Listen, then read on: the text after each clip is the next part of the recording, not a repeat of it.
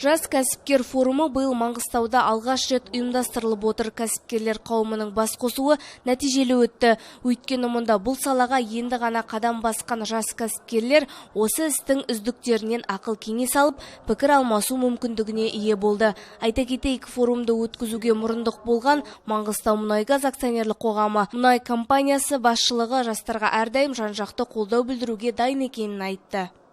В рамках форумды қазақ мұнайының 120 жылдығы, Қаламқас кен орнының 40 жылдығы аясында ұйымдастырып отырмыз. Бұл шараны жас кәсіпкерлерді қолдау алаңы деп айтсақ болады. Мұнда оларға қажетті мүмкіндіктердің бәрі бар. Форумға жастармен тәжірибе алмасуға осы істің майталмандарын да шақырттық. Форум аясында ұйымдастырылған көрмеде кәсіпкерлер өз тауарларын көпшілікке ұсынып, жаңа серіктестер табу мүмкіндігіне ие болды. Сондай-ақ өздерін қызықтырған сауалдарға кәсіби мамандардан жауап ала алды. Форумда сөз сөйлеген спикерлер жастарды қанаттандырып, жаңа шабыт сыйлады. Форумның мақсаты бұл біздің өңірдің кәсіпкерлеріне, жас кәсіпкерлерге әрі қарай бизнесін дамыту үшін, жаңа партнерлар іздеу үшін, жаңа клиенттер табу үшін, өздерін таныстыру үшін ортаға осындай форум ұйымдастырып жатырмыз. Форумда бізге Маңғыстау облысының бизнес өкілдері біз сияқты жас кәсіпкерлерге бизнесті қалай жүргізу керек екенін, тағы да өзінің әдістерімен үйретеді.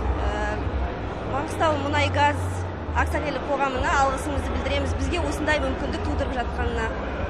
Форум 300-ге жуық кәсіпорын мен кәсіпкерлерді бір ортаға тоғыстырған алғашқы ірі шара болды. Форум аясында эксперттік кеңесте қызмет етті. Олар кіші және орта кәсіпті жүзеге асырудың тетіктерін айтып, мемлекеттік бағдарламалар мен қаржы тартудың көздері туралы түсіндірді. Бір сөзбен айтқанда, бұл шара жас кәсіпкерлердің жаңа белеске көтерілуіне үлкен мүмкіндік сыйлады. Жансай Оразбай, Айнұр Маратқызы, Ролан Аметұлы, Каспий ақпарат.